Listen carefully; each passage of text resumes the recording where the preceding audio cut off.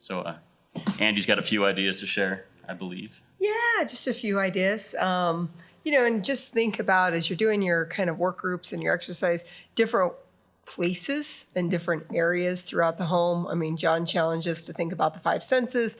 Also think about where you can put technology throughout the home that makes sense for, the homeowner and the experiences you're trying to design. So, extending the technology to different parts of the home where you may not always think about technology. Now, this is a great example of smart power and how you can build foundation for the home to have power and managing all the different sources of power and what that means for the future of construction and the builds that you're doing now. So, extend the technology. So I would say as you challenge your mind and you go into these exercises, extend the technology to different places.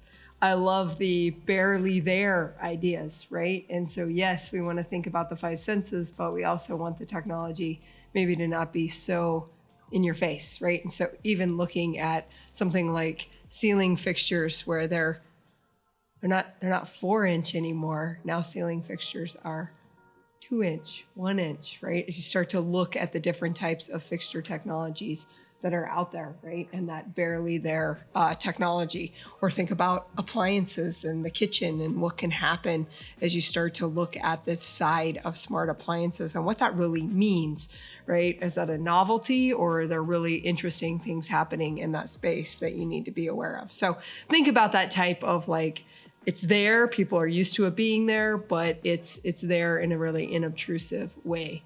Technology that can transform spaces. I think those are important things to think about as you're doing your awesome brainstorming. Sean's great example of something going from a window to a screen, right? What places in the home can you transform, right? I love the idea of different moods in a space or in a room, right? As you look at things like this and lighting and the impact that can have on these different spaces, right? Those are great things to think about. You talked about the bathroom. Love talking about the bathroom, the vanity mirror. Touchscreens are a great example, or things like lighting in the bathroom and how do we want to look as we're doing all of those activities, right, in the primary bath and those places. So I think those are great places to look at how do we transform the mood in different spaces throughout the home. So I think about that as part of your exercise. I like to think about indoor, outdoor, right? Those are great things to think about from a technology perspective. You did a little bit of that with shades, or you do a little bit of that with the windows. You can do a little bit of that with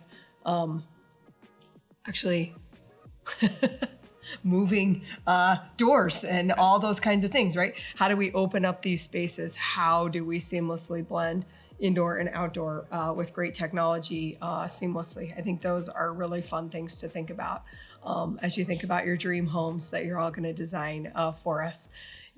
Different types of lighting. There's all kinds of cool lighting. I think, we tend to think about things like downlights. We tend to think about things like decorative lights. I think we maybe also are all thinking about outdoor lighting. Those are really great categories to think about in the lighting side. I think you're going to start to see things like entertainment lighting. And what does that mean? How do we have entertainment lighting? In one of the pictures you're looking at here, this is all highly responsive to the sound and the audio in the room. Does that change the experience for someone that is either gaming or watching TV? To change it in a good way, a bad way. Those are all things that we think about, but what kinds of lighting could you put, and think about what your homeowner would benefit from. So Sean, these are just a couple of the ideas that, to start seeding people for thoughts on their dream homes here. Awesome.